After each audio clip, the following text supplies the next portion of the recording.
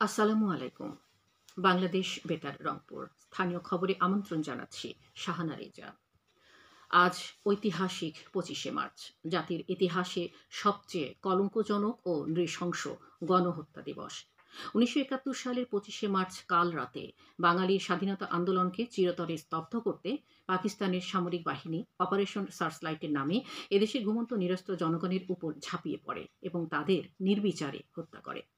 তৎকালীন পাকিস্তানের president general Yahya Khan রাত পৌনে ৮টায় গোপনে বিমানে ঢাকা ত্যাগ করেন, নিরাপরাধ বাঙালিদের উপর কাপুরুষোচিত হামলা চালাবার নির্দেশ দিয়ে।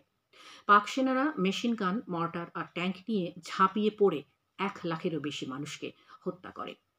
এরপরই শুরু হয় মুক্তিযুদ্ধ। মুক্তিকামী বাঙালি পাকিস্তানি হানাদারদের বিরুদ্ধে যুদ্ধে ঝাঁপিয়ে পড়ে এবং ৯ মাস সশস্ত্র লড়াই শেষে ৭১-এর ১৬ই ডিসেম্বর স্বাধীনতা অর্জন করে। বিশ্বের মানচিত্রে অভ্যুদয় ঘটে নতুন রাষ্ট্র বাংলাদেশের। দিবসটি উপলক্ষে প্রধান উপদেষ্টা ডক্টর মোহাম্মদ ইউনুস বাণী দিয়েছেন।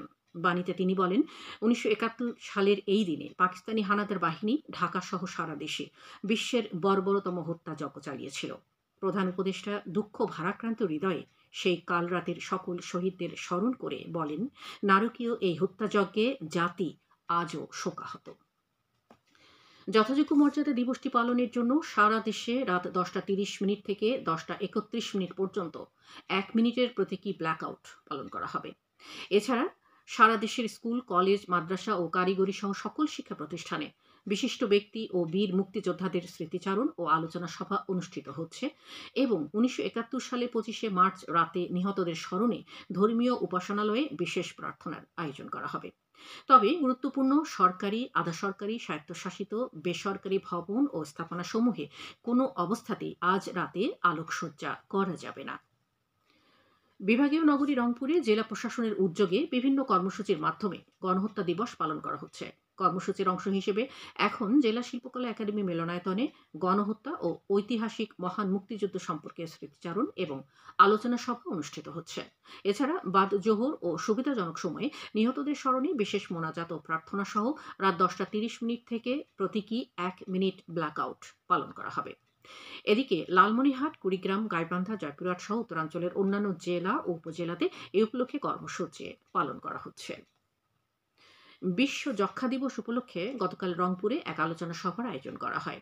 রংপুর সিভিল সার্জন কার্যালয়ে সভায় রংপুর মেডিকেল কলেজ হাসপাতালের পরিচালক ব্রিগেডিয়ার জেনারেল আশিকুর রহমান, জেলা সিভিল সার্জন শাহিন সুলতানা অন্যান্যের মধ্যে উপস্থিত ছিলেন। এবার এই দিবসের প্রতিপাদ্য ছিল প্রতিশ্রুতি, বিনিয়োগ ও সেবাদান দ্বারা সম্ভব হবে যক্ষ্মামুক্ত বাংলাদেশ গড়া। সভায় বিশ্ব সংস্থার প্রতিনিধি ও উন্নয়ন কর্মীরা অংশ নেন। আসন্ন পবিত্র ঈদ উল ফিতর উদযাপন উপলক্ষে সড়ক, মহাসড়ক, সেতু ও রেলপথে যাত্রী সাধারণের যাতায়াত নিরাপদ ও নির্বিঘ্ন করার লক্ষ্যে আজ থেকে আগামী ২৮শে মার্চ পর্যন্ত এবং ঈদ পরবর্তী ৩ দিন মহাসড়কে ট্রাক, কাভার্ড ভ্যান ও লরি চলাচল বন্ধ থাকবে। সড়ক পরিবহন ও সেতু মন্ত্রণালয় এবং রেলপথ মন্ত্রণালয়ের উপদেষ্টার সভাপতিত্বে অনুষ্ঠিত এক সভায় এই সিদ্ধান্ত গৃহীত হয়। তবে নিত্য প্রয়োজনীয় খাদ্য ও পচনশীল দ্রব্য, গার্মেন্টস সামগ্রী, ঔষধ, সার এবং জ্বালানি বহনকারী যানবাহনসমূহ এর আওতামুক্ত থাকবে। বিআরটি-এর এক সংবাদ বিজ্ঞপ্তিতে এ তথ্য জানানো হয়েছে। জয়পুরের ডেপুটি কমিশনার ও জেলা ম্যাজিস্ট্রেট আফরোজা আক্তার চৌধুরী গতকাল পাঁচবিবি থানা পরিদর্শনকালে পুলিশি কার্যক্রম সরেজমিনে প্রত্যক্ষ করেছেন। এ সময় তিনি উপজেলার সার্বিক আইন শৃঙ্খলা পরিস্থিতি স্থিতিশীল, শান্তিপূর্ণ ও নিয়ন্ত্রণে রাখা সহ জনগণের জানমালের নিরাপত্তা রক্ষায় পুলিশ কর্মকর্তা ও সদস্যদের সর্বোচ্চ সতর্কতা ও আন্তরিকতার সাথে দায়িত্ব পালনের আহ্বান জানান। লালমনিরহাটের হাতীবান্ধায় বৈষম্য বিরোধী ছাত্র আন্দোলনের সময় শিক্ষার্থীদের ক্লাস বন্ধ থাকায় তা পুষিয়ে নেওয়ার উদ্যোগ গ্রহণ করেছে উপজেলা প্রশাসন। চলতি বছরের এসএসসি ও সমমানের শিক্ষার্থীদের নিয়ে বিশেষ মডেল টেস্টের আয়োজন করা হয়েছে। আগামী বৃহস্পতিবার শাহ গরিবুল্লাহ মাধ্যমিক বালিকা উচ্চ বিদ্যালয়ে ৮টি বিষয়ের উপর মডেল টেস্ট অনুষ্ঠিত হবে। উপজেলার ১১টি শিক্ষা প্রতিষ্ঠানের শিক্ষার্থীরা এতে অংশগ্রহণ করছে। এই মডেল টেস্টে সেরা ২০ জনকে নির্বাচিত করে পুরস্কৃত করা হবে। কুড়িগ্রামের ফুলবাড়ী থানা পুলিশ এক অভিযান চালিয়ে জয়মুদ্দিন নামের একজন মাদক কারবারিকে গতকাল গ্রেফতার করেছে। পুলিশ উপজেলার উত্তর কাশীপুর গ্রামে মাদক কারবারির বসতবাড়ির আঙিনার মাটির নিচে থাকা প্লাস্টিকের বস্তার ভেতর রক্ষিত ৪টি পোটলায় ২০ কেজি গাঁজা উদ্ধার করে।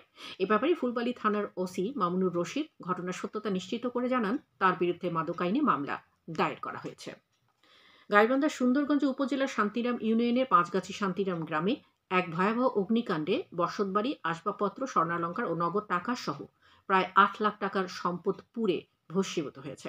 ফায়ার সার্ভিস সিভিল ডিফেন্স সূত্রে জানা গেছে, গতকাল ওই গ্রামের মোজাফফর হোসেনের শয়নঘরে বিদ্যুতের শর্ট সার্কিট থেকে আগুনের সূত্রপাত হলে এই দুর্ঘটনা ঘটে। পরে এলাকাবাসীর প্রচেষ্টায় আগুন নিয়ন্ত্রণে আসে। এবারে জানিয়ে দিচ্ছি সাহরি ও ইফতারের সময়সূচি। রংপুর ইসলামিক ফাউন্ডেশনের দেওয়া সময়সূচি অনুযায়ী আজ রংপুরে ইফতার হবে সন্ধ্যে ৬টা ১৬ মিনিটে এবং আগামীকাল সাহরির শেষ সময় ভোর ৪টা ৪০ মিনিট। সবশেষে আবহাওয়া। আজ সন্ধ্যে ৬টা পর্যন্ত পূর্বাভাসে বলা হয়েছে, দেশের অভ্যন্তরীণ নদীবন্দরগুলোর জন্য কোনো সতর্কবাণী নেই এবং কোনো সংকেতও দেখাতে হবে না। খবর শেষ হলো। আমাদের পরবর্তী স্থানীয় খবর প্রচারিত হবে বেলা ২টা ৫ মিনিটে।